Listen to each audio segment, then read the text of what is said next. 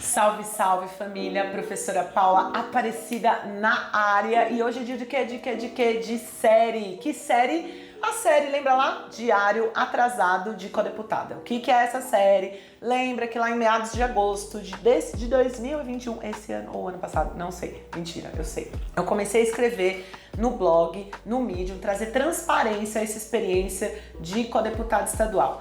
Então, a gente está trazendo ali as coisas do blog aqui para vídeo, para todo mundo poder ter acesso, né? A gente sabe que o vídeo chega em mais gente. Hoje é o capítulo 2. E o capítulo 2, qual que é o título dele? Contexto da crise atual na mandata. Que título é esse? Vou explicar o que significa esse título. Esse artigo foi escrito em 1º de setembro de 2021, uma semana depois da exoneração do codeputado estadual eleito Jesus dos Santos e do seu assessor Gustavo. Bom,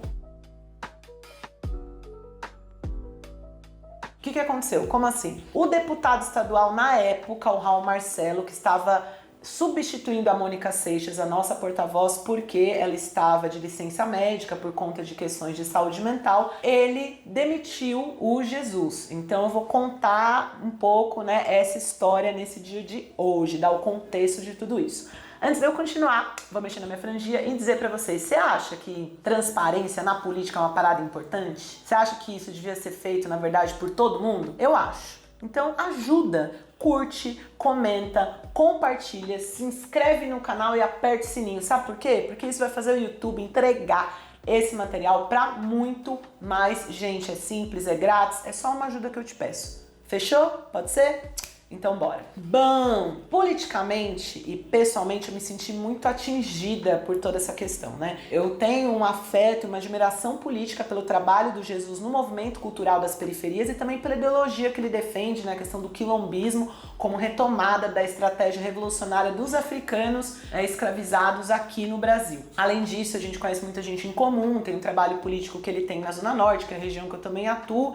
Então tudo isso foi bem pesado pra mim na época, eu fiquei com o ombro paralisado e assim, fiquei com a cabeça tudo zunindo. O que eu fui fazer? Saiu na Folha de São Paulo, nos jornais, uma treta. Eu fui lá e falei, não, deixa eu procurar os personagens principais dessa história, no caso o Jesus e o Raul e também outras pessoas, para trocar uma ideia antes de me posicionar publicamente sobre o assunto. E tudo isso tem a ver com a questão de, assim, como é que eu posso ser aliada de fato da luta antirracista, né? Como é que isso pode ser um dever e uma tarefa? Essa coisa de combater o apagamento e a marginalização dos homens negros, que são as principais vítimas de genocídio, é uma tarefa política, né? E eu tentei fazer isso com Jesus, apesar das nossas divergências partidárias e políticas. Jesus foi pro PDT, saiu do PSOL. O PDT, na minha opinião, é um partido burguês, né? Tá lá do outro lado do rolê, mas é isso. E eu não sei se eu consegui ser bem sucedida nessa tarefa. Essa tarefa também não é uma tarefa que a gente cumpre uma vez, a gente cumpre a vida inteira. Bom, o contexto então é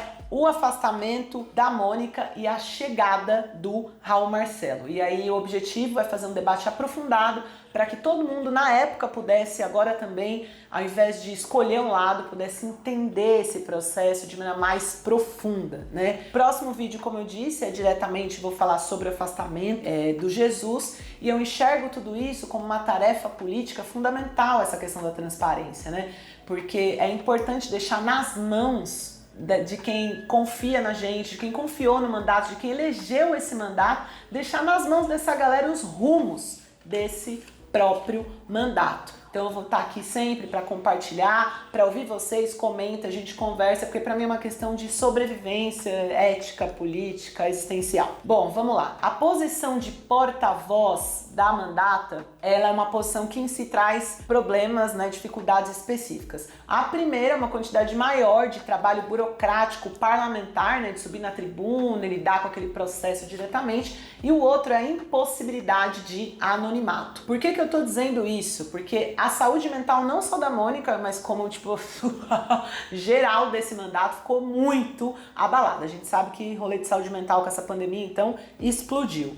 Mas para mim essa junção entre poder e privilégio, que é o que significa estar num espaço de poder, somado ao desafio de ser uma das primeiras experiências de mandato coletivo, ainda mais suprapartidário, diante de todo esse contexto histórico-político de crise, de treta, é pesado, né, galera? Por que eu tô dizendo isso? Porque a gente tem no mandato pessoas com histórico de suicídio, né, com crises profundas de estresse, com pressão alta, com síndrome de pânico. Então, assim, tarja preta nesse rolê é mato. E eu, pessoalmente como lidei com tudo isso? Eu já quis sair 518.412 vezes desse mandato. Minha própria mãe já pediu pra eu sair várias vezes, falou pra eu cuidar da minha saúde, largar esse negócio. Qual é a saída que eu dei? Tarja preta? Não, porque eu evito, entendeu? Eu evito esses rolês, sou muito riponga, né? Mas aí, essa pessoa, Paula, nova era gratiluz bolchevique, tem a ver com isso, gente. Não é só a espiritualidade, não. É saúde mental e sobrevivência, né? O racismo estrutural, ele também caiu não apenas no Jesus, nem todas as pessoas racializadas no mandato, mas também na Mônica como porta-voz. Como isso se materializou nela, né? Se materializou através de uma pressão, às vezes hostil, ao trabalho sem fim e ao servilismo, né? A gente sabe que isso é típico das relações de raça com as mulheres negras, né? Eu vi algumas dessas cenas, eu ouvi muitos relatos da própria Mônica, né? Quem eram as pessoas que faziam, né, tomavam esse tipo de atitude? Os deputados, né, da Lespe geral, porque ali é um antro da direita, bolsonarista, militarista, da bancada da Bíblia, co-deputados também, trabalhadores da mandata e também pessoas da própria organização política da Mônica. E o meu comportamento qual foi? Eu também reproduzi esse tipo de comportamento com a Mônica, né? 2 anos atrás, bem no início da nossa mandata, eu chamei ela para conversar, para fazer um balanço, para fazer uma autocrítica pessoal em relação ao meu comportamento com ela. Que eu reproduzi esse servilismo, né, essa pressão pro trabalho sem fim que eu tinha com a minha própria mãe, que é uma mulher de descendência preta e indígena, né, africana e indígena, de quebrada, trabalhadora e tudo mais.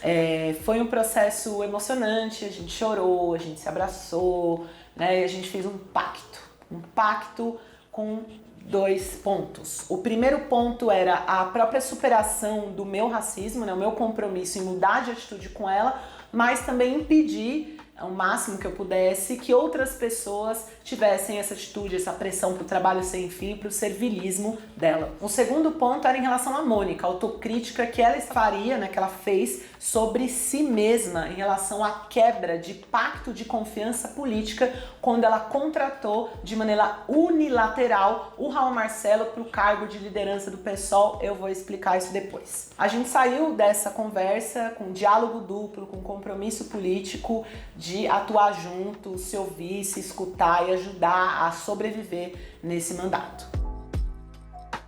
Vamos lá falar desse rolê do Raul.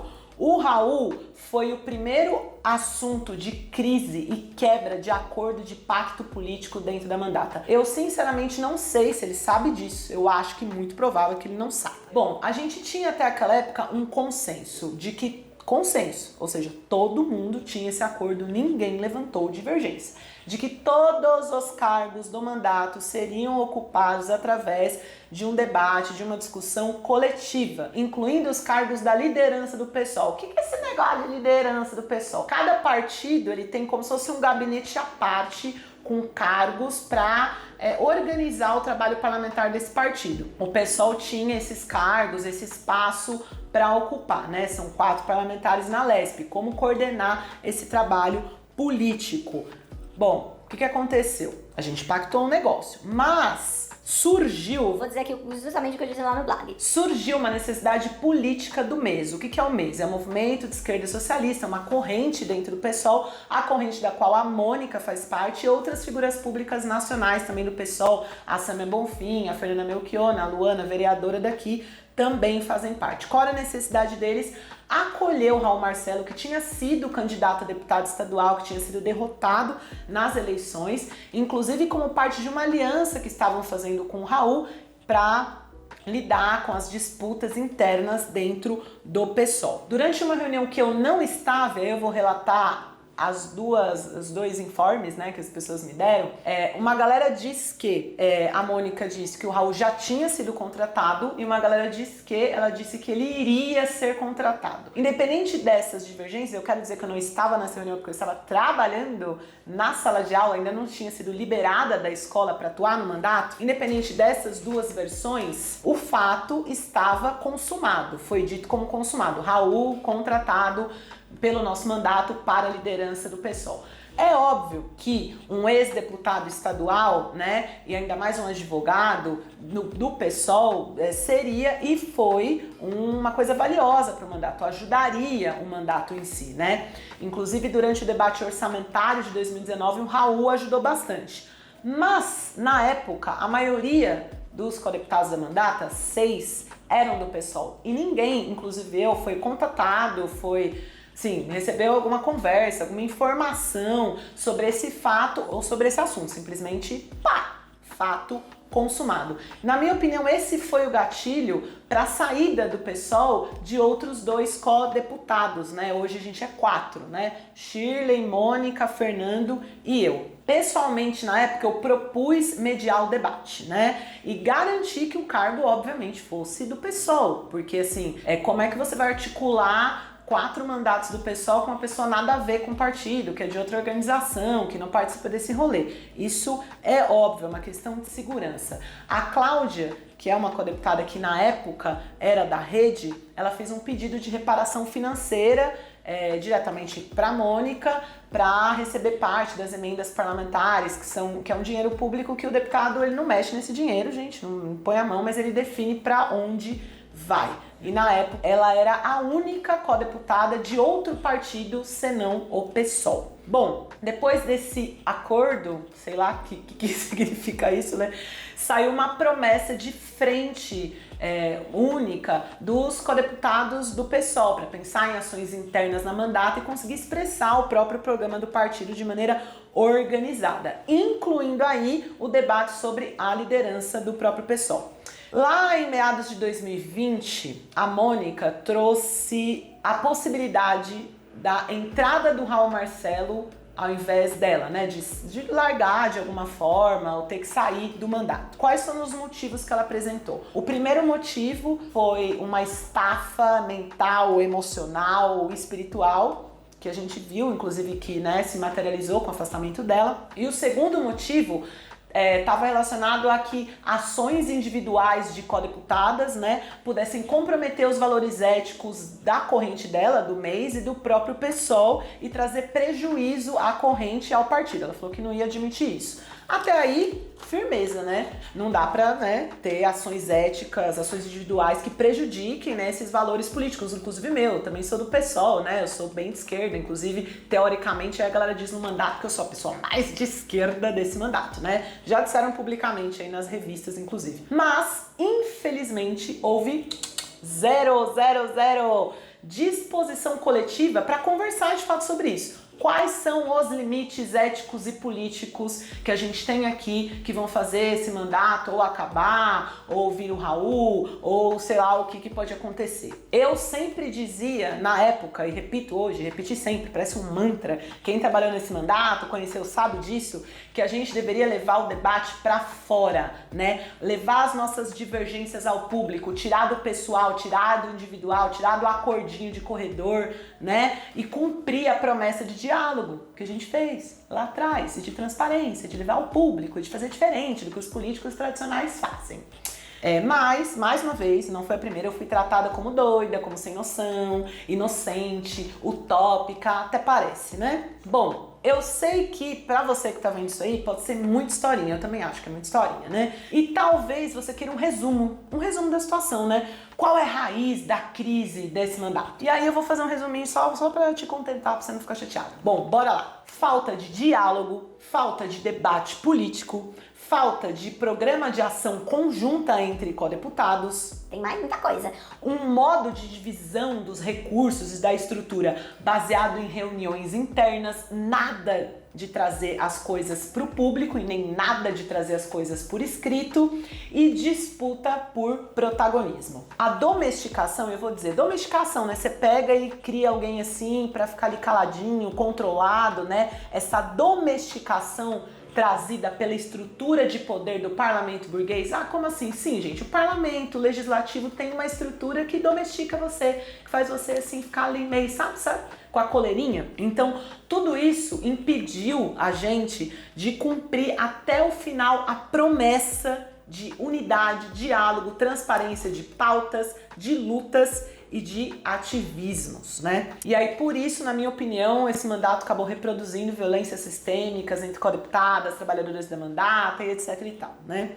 Tá, e como isso se deu, né? Por que se deu? Qual é o balanço da mandata? Foi positivo? Não foi? Como superar os erros? É possível? Mandato coletivo dá certo? A gente tem muita pergunta, né? Eu também tenho. Mas eu quero dizer pra você, tenha calma nessa hora, porque a ideia aqui é a gente respondendo junto com vocês todas essas perguntas e reconstruindo, né, publicamente a história desse mandato.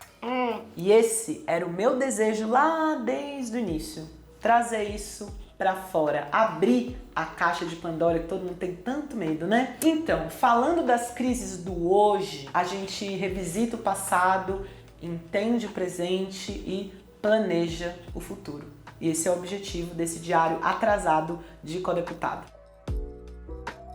Bom, no próximo capítulo, então, eu vou falar diretamente dos fatos da exoneração do co-deputado eleito Jesus dos Santos e vamos continuar essa transparência em vídeo. Vejo você lá no blog do Medium, vejo você na continuação dessa série. Beijos de amor e de luz, até mais. Bora lá!